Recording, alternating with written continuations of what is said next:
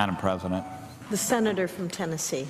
Madam President, I'd like to ask unanimous consent that the quorum call be initiated. Without objection. Thank you. Madam President, I rise to speak about the discharge vote that will take place momentarily. And I just want to say that I know that many people here in our country and certainly in this body have significant frustrations with the country of Pakistan. I'm one of those.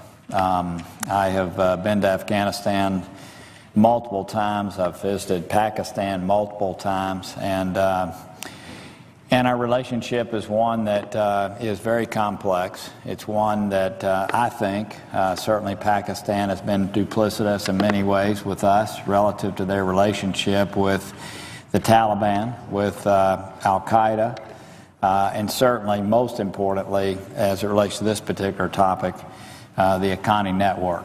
Our country has worked with them to clear out the FATA areas, the federally administered tribal areas. I think most of us have seen the work that's taken place there. And they've worked with us very closely in that regard. There still are issues, undoubtedly, that exist relative to their relationship with the Akani network in particular, but also the Taliban. At the same time, there are negotiations that are underway that are very important to create a lasting peace in Afghanistan. And they, even though they play both sides of the fence, and I understand that, and even though, we have concerns about their relationship with the Akani network, they do play a role relative to how those negotiations are taking place. And so I have issues with them. I think everyone in the country of Pakistan by this point knows that I have issues with them, at least those that are paying attention to this issue. What this discharge petition is about today, it's voting to discharge something to the Senate floor so that there can be a vote on ending the allowance of a sale of some fighter jets to India. These would be U.S.-made fighter jets.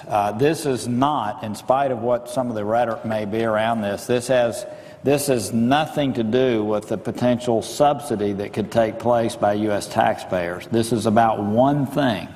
It's about whether we as a country would prefer for Pakistan to buy American-made fighter jets, or whether we would prefer them to buy Russian jets or French jets. That's what this is about.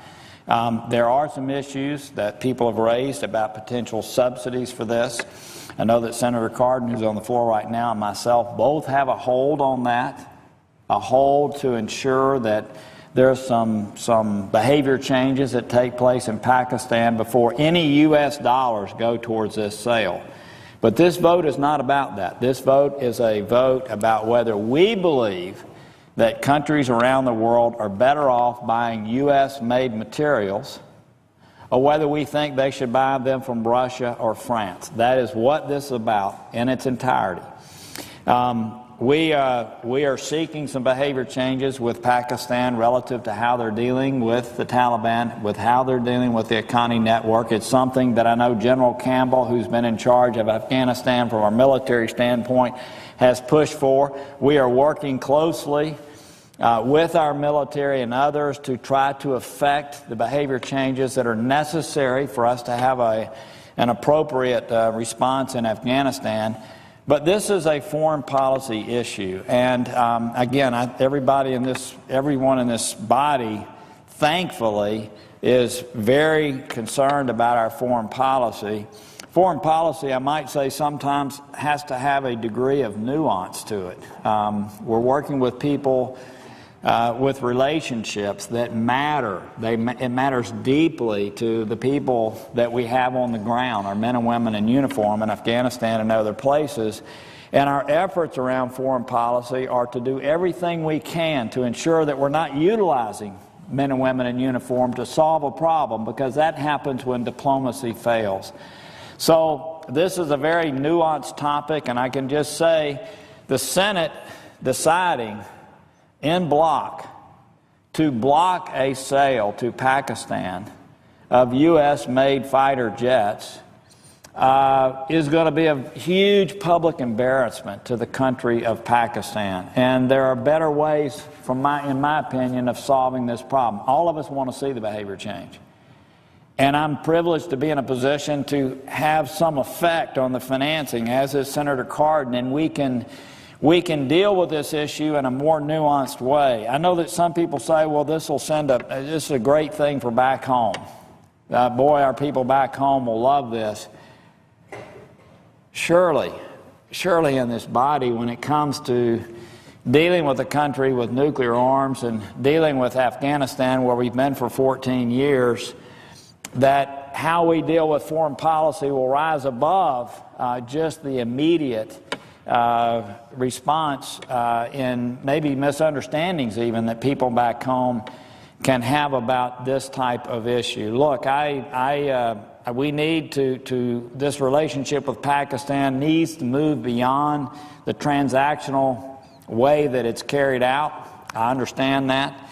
I understand that people are frustrated. But at the end of the day, our goals here as the United States, as representatives of the United States, is to see through good things happening for our country.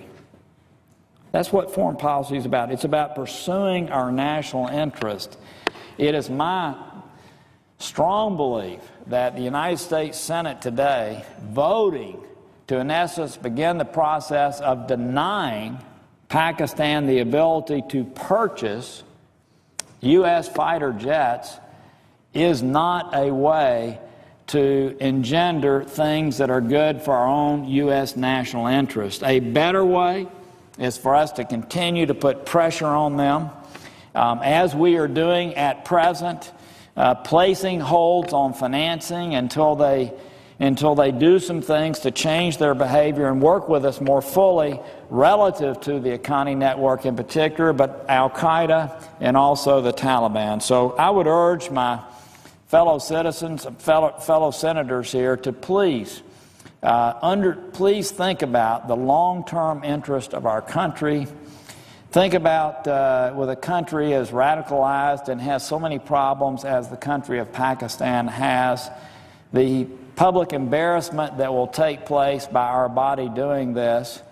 And let's work together in other ways that actually can generate behavior change by dealing with in a more subtle ways than this blunt object that we're dealing with today. I want to close with this. I know Senator Cardin wants to speak, and I know he has a meeting to go to. What we're voting on, if we discharge this, is we're voting on whether we would rather Pakistan purchase U.S.-made fighter jets that carry with that at least 30 years worth of maintenance, meaning that every single year the United States would be involved with these fighter jets. We could withdraw that at any time if we thought that their behavior continued to be such that we didn't want to support it. It can stop. It maintains our leverage with Pakistan over the longer haul. That's what us selling them these pieces of equipment do. It maintains our leverage over them. Today, publicly embarrassing them and sending them to Russia or to France to buy fighter jets ends that leverage. It humiliates them at a time when we, in spite of the fact we don't like some of the things that they do, it in essence damages our ability to continue the negotiations that are taking place relative to trying to bring a more lasting peace in Afghanistan. I thank you for the time, Madam President. I yield the floor to my good friend and ranking member on the Foreign Relations Committee, Senator Cardin. Madam President. The senator from Maryland. Thank you, Madam President. First, I want to thank Senator Corker. The two of us have worked on the Senate Foreign Relations Committee really without any partisanship. These are foreign policy issues that require the United States Senate to work together. Thanks Senator Corker for his leadership on the Senate Foreign Relations Committee on this issue and many other issues. So let me first try to explain what we believe will happen in the next 45 minutes. Under the Arms Export Control Act, the sale of military armament to Pakistan requires the administration to give formal notification to the United States Congress.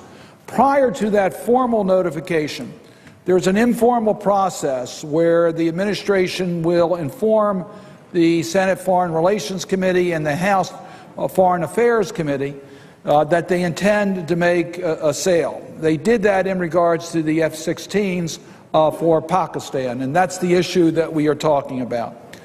Madam President, for several months, we've been in negotiations with the administration as well as with stakeholders as regards the sale of the F-16 to Pakistan, because quite frankly, we did have concerns. We had concerns to how it would impact the region, including India. We had concerns about Pakistan being a nuclear weapon state. We had concerns about Pakistan's efforts for counterinsurgency. We had a concern about Pakistan's participation in the peace process with Afghanistan. All of those are issues that we were able to get some discussions on, and we think some progress in regards to the F-16 sale. The administration formally notified Congress of the F-16 sale on February 25th. At that time, the bipartisan leadership of the Senate Foreign Relations Committee and the House Foreign Affairs Committee had agreed that the administration should go forward with the sale. What we think will happen under the Arms Export Control Act, that any member can offer a resolution of disapproval, that Senator Paul will be offering an effort to bring up a resolution of disapproval. That will, we think, take place in about 45 minutes. It is likely that it will require a motion to proceed or to bring the resolution forward, and it is possible that the leader, the Republican leader, the majority leader, may offer a motion to table in regards to that motion. So I would just urge my colleagues to understand that the next vote will be whether we're going to take up or not the resolution of disapproval. Senator Corker and I both urge our colleagues that this resolution not be approved, not be taken up, that we allow the sale to go forward, but we maintain our leverage, as Senator Corker has explained, because there are many more issues that are involved before this sale becomes completed. The reason why the F-16s are being recommended, because quite frankly, Pakistan needs the F-16s for their fight against counterinsurgency. I think all my colleagues are aware of the mountainous terrain territory that is in Pakistan on the Afghan border, in which Pakistan needs an Air Force capacity to deal with that counterinsurgency. It's in our military's judgment that these F-16s are important in regards to that fight against counterinsurgency, that it's in our interest, U.S. interest, it's in the regional interest, including the stability of its neighbors, India, and it's in the interest of dealing with the fight against extremists. Now, as I said earlier, the relationship with Pakistan is complicated. We have several areas of major concern in that relationship, and we fully understand reasons why members would be concerned. We are a strategic partner with Pakistan in rooting out terrorism. And let me just remind my colleagues, the people of Pakistan have had 40,000 deaths as a result of extremist activities within their borders. That's an incredible sacrifice that's been made in their campaign against terrorists, against extremists. They have the Haqqani network, which we know has taken out American interest in that region. They have the fight against ISIS, and they have the fight against LET, which is a terrorist organization within Pakistan that has committed terrorist attacks in India. We want them to focus on all of these extremists. At times, we don't get the full cooperation of Pakistan for these to be the priorities that they go after. And obviously, we want to continue our partnership with Pakistan, but we want them to deal with the threat of the Haqqani network. We want them to focus on the threats of ISIS. We want them to concentrate on the destabilizing impact that LET has on the relationship between Pakistan and India and the cause of problems in India. We want to see more progress. On the second front, on the nuclear phase, Pakistan is the fastest growing nuclear stockpile in the world. Our relationship with Pakistan is critically important for the certainty, safety, and security of the command and control network of their nuclear arsenal. Are they doing everything that we want them to do in that regard? No. Have we made significant progress in the safety of their nuclear stockpile? Yes. Do we want to continue our relationship so that we can continue to make progress? Absolutely. The third area that we need Pakistan's cooperation is in bringing together all the stakeholders for a peaceful discussion of the peace talks in Afghanistan. The extreme elements that are located in Pakistan need to be part of those discussions. Pakistan can play a critical role in helping that come about. Has Pakistan been helpful? Quite frankly, they have. They have been working with us to get all the stakeholders together in the talks. Could they do more? Yes, we think they could do more. So what Chairman Corker said is absolutely accurate. We would encourage our colleagues to vote against the resolution of disapproval or to support our efforts to keep that off the floor. First and foremost, because the F-16s are needed by Pakistan in U.S. interest to fight the extremists, but just as importantly, it maintains the ability of the United States to deal and put with Pakistan to bring about further progress in all the areas I've talked about.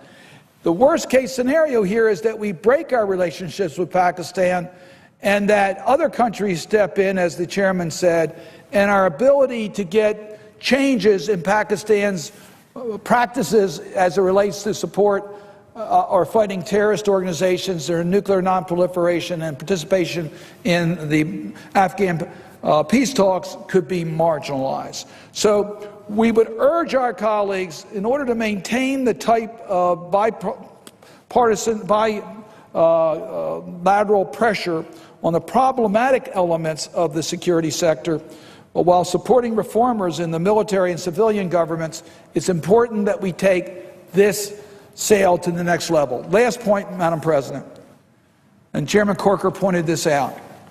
We are not signing off on the foreign military financing part. The administration has brought forward a proposal for some reprogramming of funds to help pay for the F-16 sale to Pakistan. In other words, we would use some of the monies that we've already programmed for Afghanistan to be used to pay for the sale of the F-16s.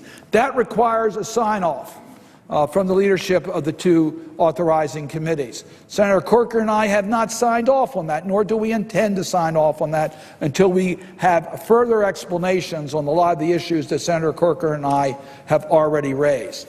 We have ample ways of dealing with our bilateral relationship with Pakistan, allowing the sale formally to go forward by how the sale will be financed. For all those reasons, I would urge my colleagues to oppose Senator Paul's resolution and allow us to continue the diplomatic path in regards to that region. With that, Madam President, I would yield the floor.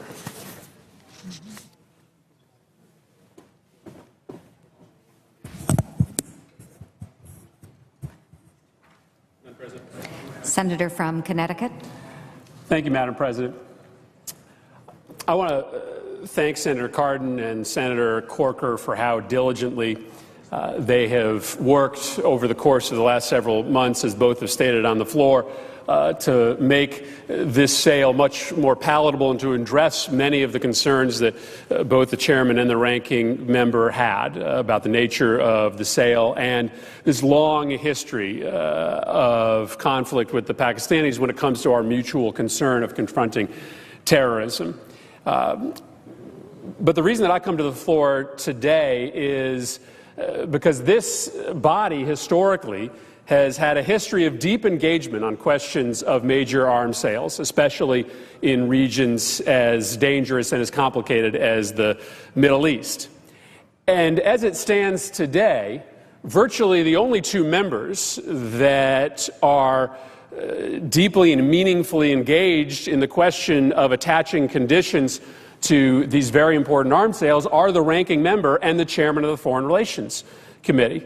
Now, I trust their ability to hold the administration's feet to the fire, to hold whether it be the Pakistanis or the Saudis or the Emiratis' feet to the fire as they request major weapons assistance from the United States. But this body writ large has to get back into the game of providing meaningful oversight on a radical and significant increase in the amount of arms sales that the United States is providing to the rest of the world. From 2011 to 2015, our arms exports have increased by 27%. When you compare these two periods, it's striking to note that during that period of time, our arms sales to the Middle East have increased by 61%.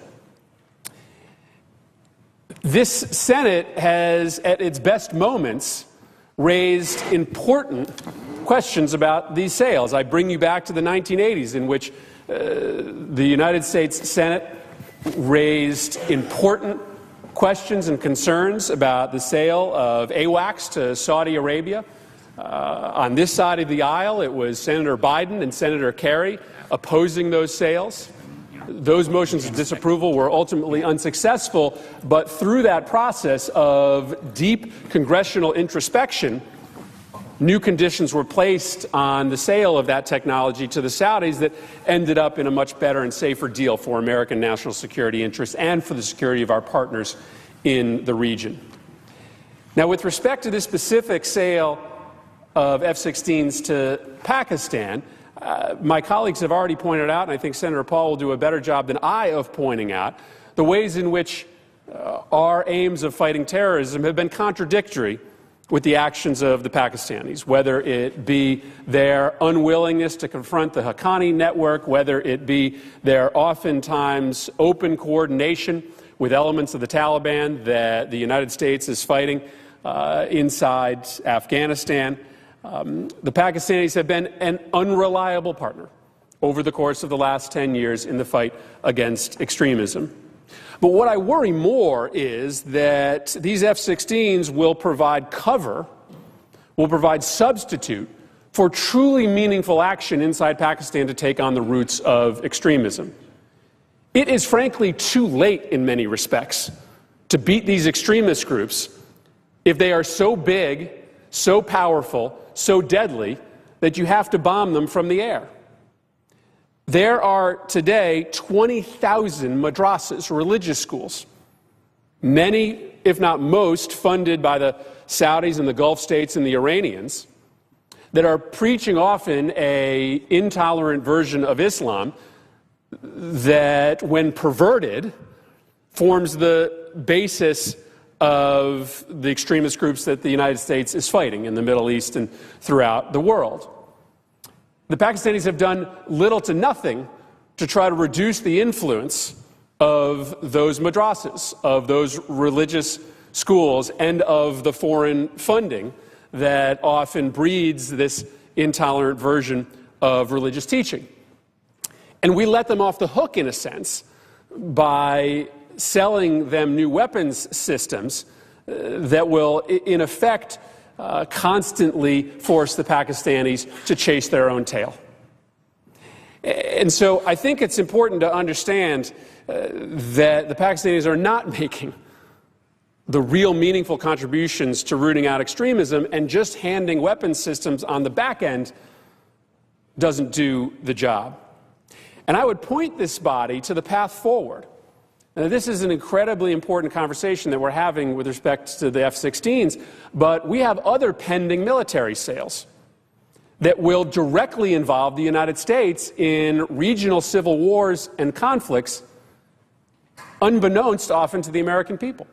One of them is a major military sales agreement with the Saudis that would essentially resupply them for their bombing campaign in Yemen, a campaign that has killed hundreds and thousands of civilians, that has stopped emergency relief from reaching those who have been the victims of this humanitarian disaster, and that has, frankly, created space for the expansion of ISIS and al-Qaeda, groups that want to do damage and attack the United States, inside the newly ungovernable territory of Yemen.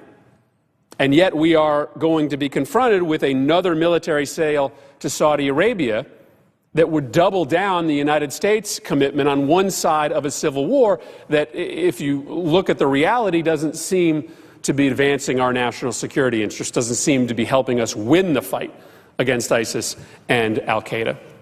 And so I hope that after the break we'll have the opportunity to discuss that military sale as well.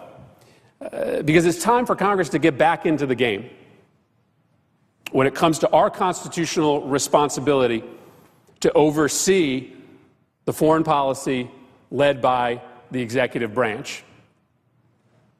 It's time for Congress to start having a meaningful impact when it comes to these massive arms sales that often undermine U.S. national security and come without the necessary conditions to change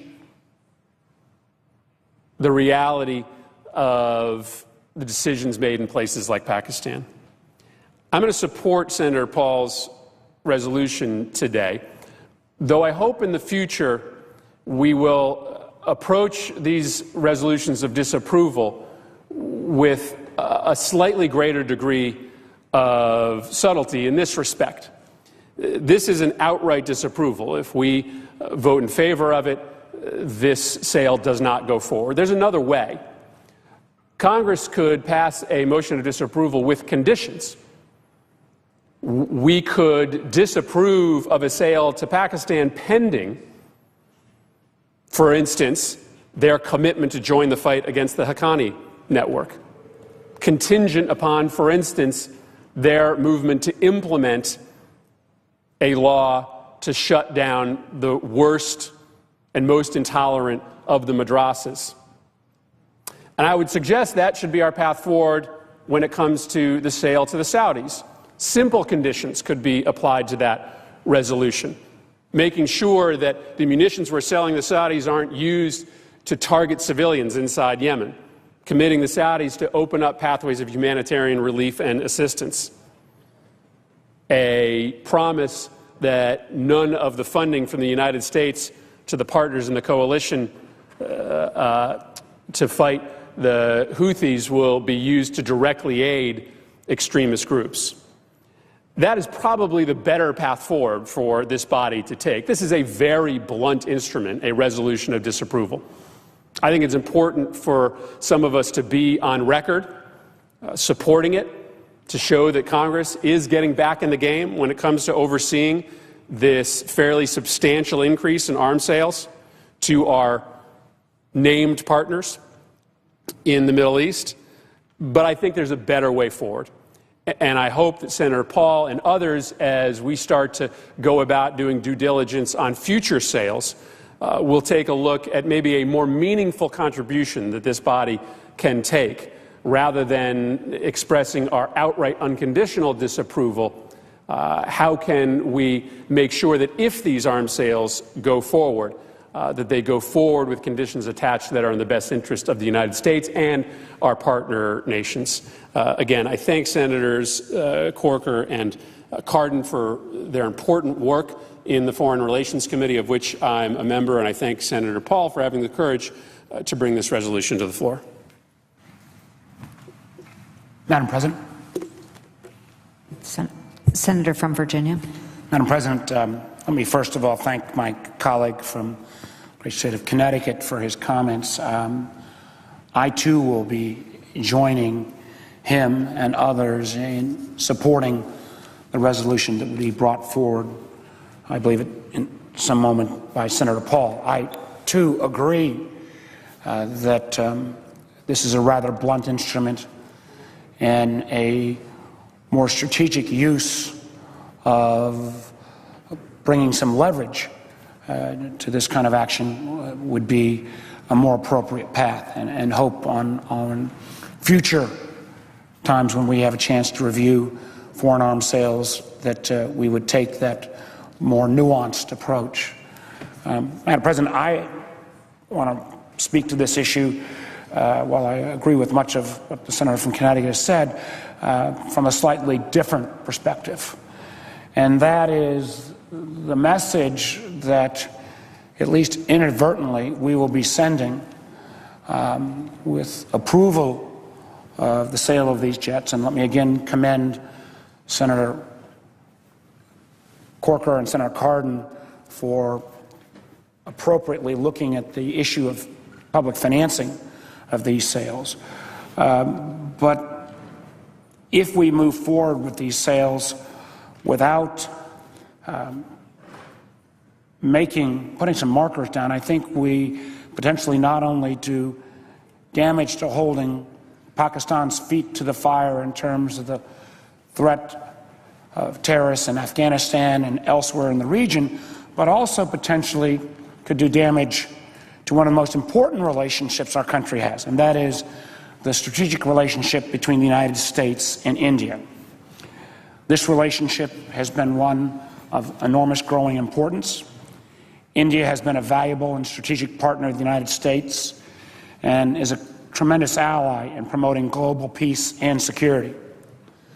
That's not always been the case. Relations between our two nations have been steadily improving over the past decade, ranging from approvals of a civilian nuclear agreement to frequent coordination between our militaries, and at this point, over $100 billion in bilateral trade.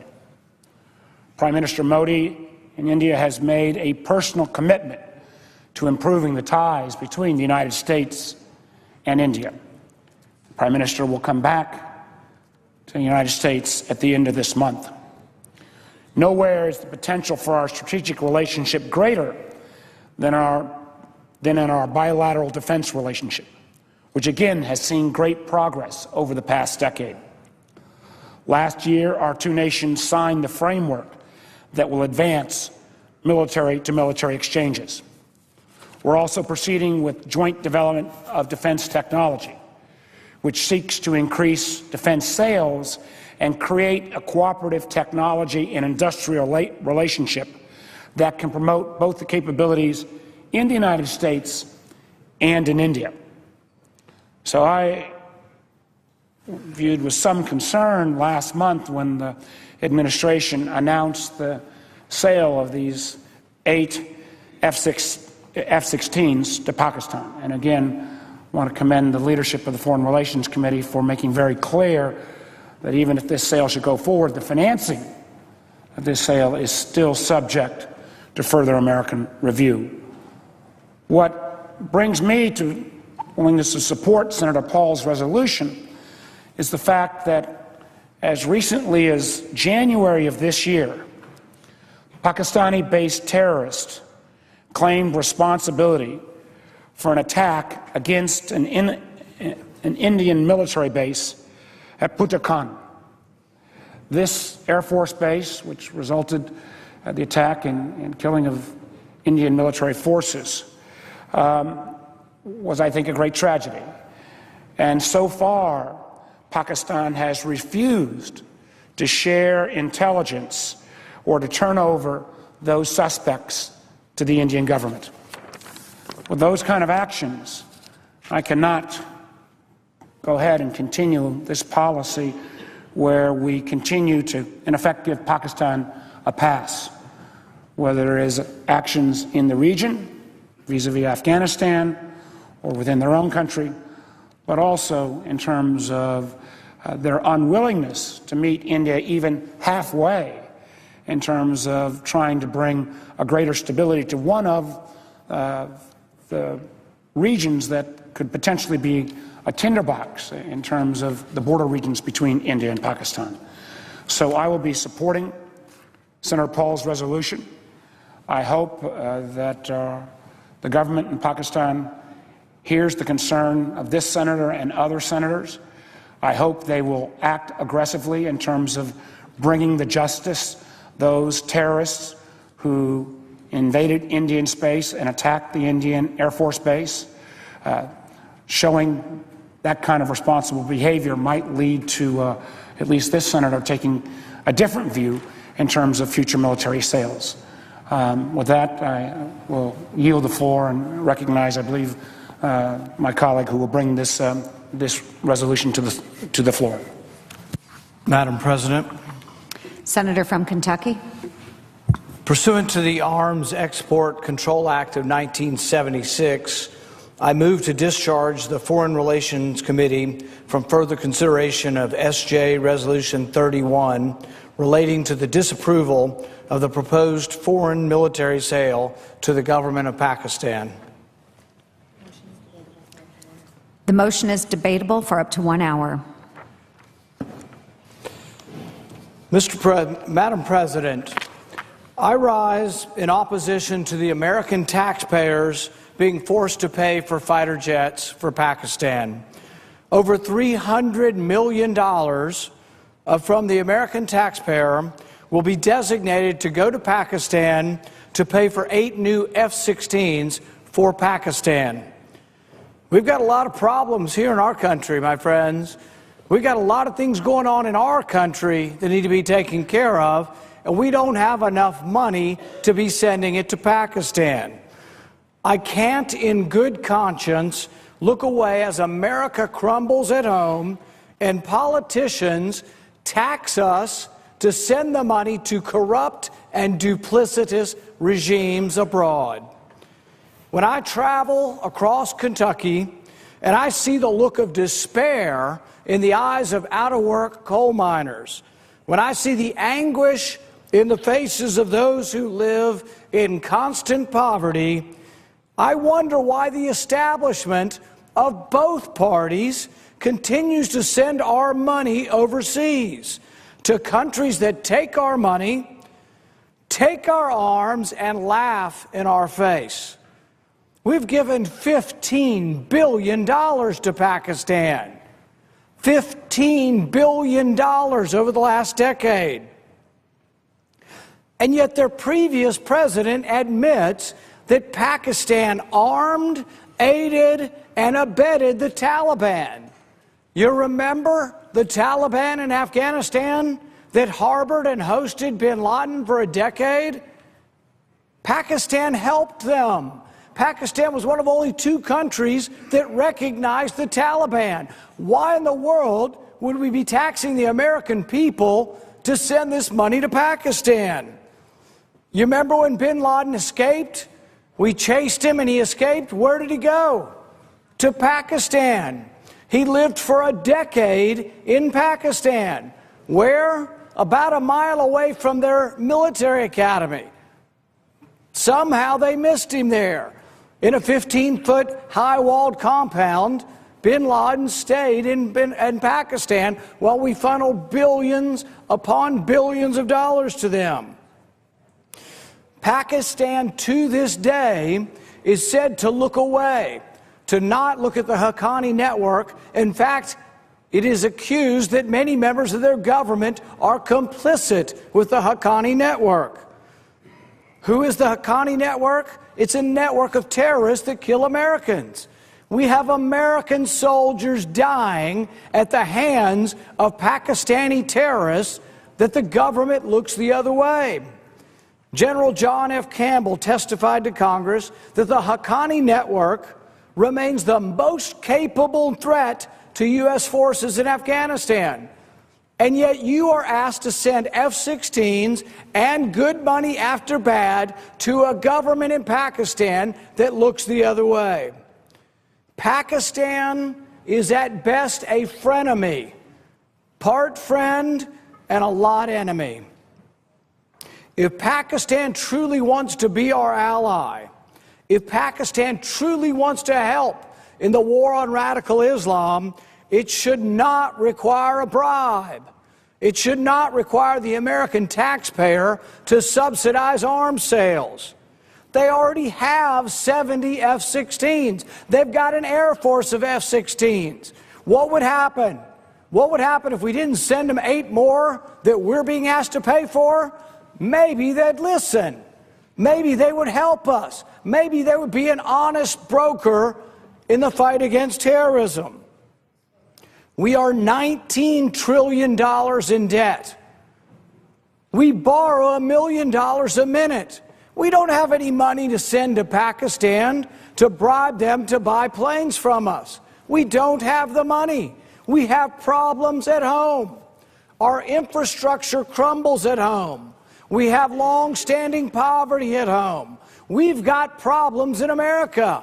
And we don't have money to borrow the money from China to send it to Pakistan. In my state, in Kentucky, we have a dozen counties with unemployment nearly double the national rate. In Magoffin County, Kentucky, 12.5% of people are out of work. Those who today will vote to send money to Pakistan need to come with me to Kentucky, and they need to come to Magoffin County, and they need to look people in the face who are out of work in America and explain to them why we should send money to Pakistan. We've got people hurting here at home. In Harlan, the president's war on coal has led to long-standing double-digit unemployment. In Harlan, Kentucky, people are out of work. People live in poverty, and they don't understand why Congress is sending money to Pakistan. In Leslie County, high unemployment prompts their citizens to ask, why? Why is the government spending billions of dollars for advanced fighter jets for foreigners? They don't understand it. They can't understand when they live from day to day why your government's sending money to Pakistan. As I travel Kentucky, I ask my constituents, should America send money and arms to a country that persecutes Christians? I've yet to meet a single voter who wants their tax dollars going to countries that persecute Christians. In Pakistan, it is the law. It is in their constitution that if you criticize the state religion, you can be put to death. Asia Bibi has been on death row for nearly 5 years. Asia Bibi is a Christian. Her crime? She went to the well to draw water, and the villagers began to stone her. They beat her with sticks until she was bleeding. They continued to stone her as they chanted, "Death, death to the Christian." The police finally arrived, and she thought she'd been saved, only to be arrested by the Pakistani police, and there she sits on death row for 5 years. Is it an ally? Is it a civilized nation that puts Christians to death for criticizing the state religion? I defy any member of this body. Go home. Talk to the first voter. Go outside the Beltway. Leave Congress and drive outside the Beltway and stop at the first gas station. Stop at the first grocery store and ask anybody, Republican, Democrat, Independent, you ask anybody, should we be sending money to a country that persecutes Christians? Asia Bibi sits on death row for criticizing the state religion, and your money goes to support her government. What will happen to Pakistan if they don't get 8 more F-16s? They'll only have 70 F-16s.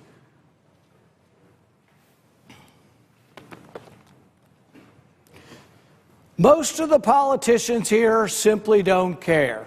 They don't care whether Pakistan persecutes Christians. They only know one way. The one way is to open our wallet and bleed us dry and hope that someday Pakistan will change its behavior. Well, guess what? If you're not strong enough to vote for this resolution, if you think some kind of cajoling and flattery and nice talk with empty words is going to change the behavior of Pakistan, you've got another thing coming. It's been going on for decades. When I forced a vote in the Foreign Relations Committee to say that countries that put Christians to death for criticizing the state religion, there's about 34 of these countries, couple dozen of them who receive money from us, American tax dollars going to countries that persecute Christians. When I introduced the amendment to say, guess what? Let's not do it anymore. Any country that has a law that compels a Christian and puts a Christian to death, that country would no longer receive our money. You know what the vote was? 18-2 from Washington politicians to keep sending good money after bad because they say, oh, the moderates there are going to change their mind someday. Well, after they bleed us dry, we've given them $15 billion, and I see no evidence of a change in behavior. I see insolence, arrogance, and people who laugh as they cash our check. Is Pakistan our ally in the war on terror? Well, not only did they help the Taliban that hosted bin Laden for a decade, when they finally got bin Laden, we got him with evidence that was given to us by a doctor in Pakistan. His name is Shakil Afridi. Where is he now? Pakistan has locked him away in a dark, dank prison from which he will probably never arrive out of, from which he will probably never be released.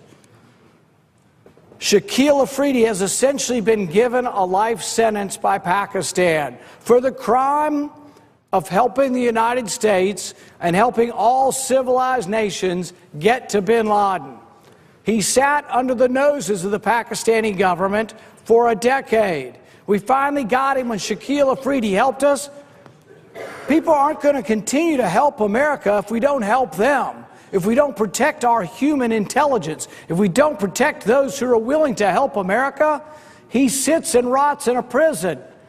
What message do we send to Pakistan if we send them 8 more F-16s and we tell you, the American taxpayer, you're paying for it? What message does that send to Pakistan? The message to Pakistan is, we'll just keep thumbing our nose at America, we'll keep cashing their checks, and we will laugh all the way to the bank as we do nothing to release the Christians on death row or to release the doctor who helped us. Should we give planes to a country that imprisons these heroes, heroes who helped and put their life on the line for our country? Today we will vote on whether the American taxpayer should foot the bill. I have yet to meet a voter in my state of Kentucky or across America that thinks it's a good idea to send more money to Pakistan. We have a $19 trillion debt. We borrow $1 million a minute. We have no money. It's not even a surplus. They say, oh, we're going to influence Pakistan. Or they may rise up and say, oh, the resolution won't stop the money. The heck it won't. If my resolution passes, if it becomes law, the 8 jets will not go to Pakistan and they will not be subsidized, and not one penny of American tax dollars will go to Pakistan. That's the absolute and utter truth, no matter what they tell you. This stops the sale. It stops the subsidy. We have to borrow money from China to send it to Pakistan. Such a policy is insane and supported by no one outside of Washington. You go anywhere in America and ask them, should we give money? Should the taxpayer be forced to give money to Pakistan, a country that persecutes Christians? Nobody's for it. And yet the vast and out-of-touch establishment in Washington continues to do it. Is it any wonder people are unhappy with Washington? Is it any wonder that Americans are sick and tired of the status quo? Sick and tired of people not listening to them? We have no money in the Treasury. We are all out of money. This influences nothing other than to tell the Pakistanis they can continue doing what they want. I urge my colleagues to vote against subsidized sales of fighter jets to Pakistan, and I reserve the remainder of my time. Tell me how much time I have remaining. The senator has used 14 minutes. So I have 16 remaining. Yes. Thank you.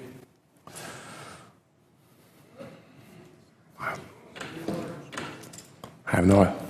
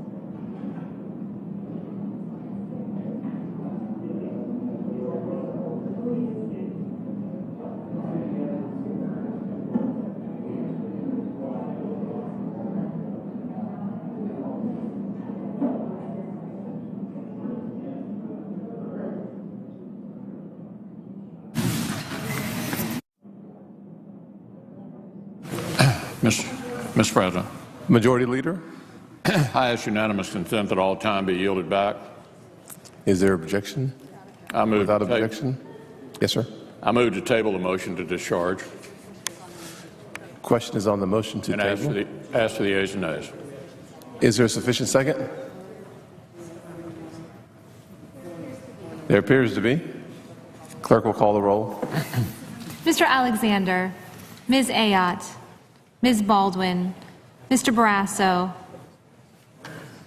Mr. Bennett, Mr. Blumenthal, Mr. Blunt,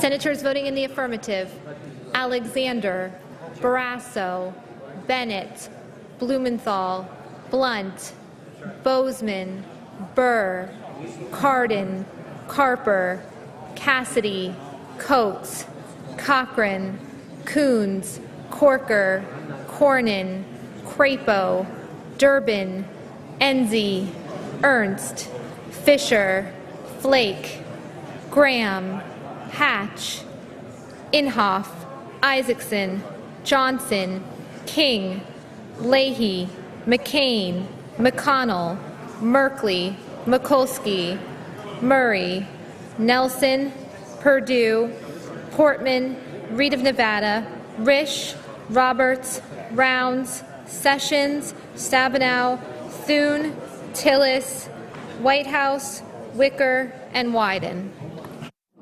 Mr. Peters, aye. Mr. Cotton, aye. Mr. Gardner, aye. Ms. Murkowski, aye. Senators voting in the negative: Ayotte, Booker, Boxer, Brown, Capito, Collins, Daines, Grassley, Heinrich, Hoven, Manchin, Moran, Murphy, Paul, Schatz, Scott, Tester, Vitter, and Warner.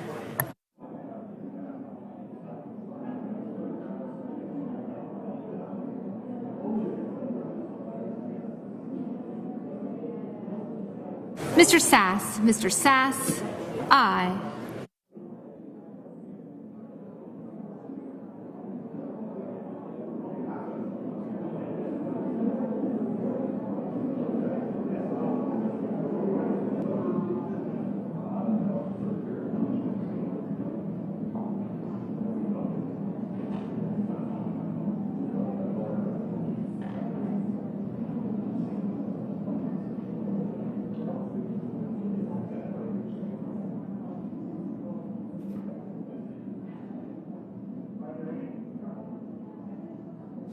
Are there any senators that wish to vote or change their vote? Hearing none, the motion to table the motion to discharge Senate Joint Resolution 31, 71 in favor, 24 opposed, motion carries.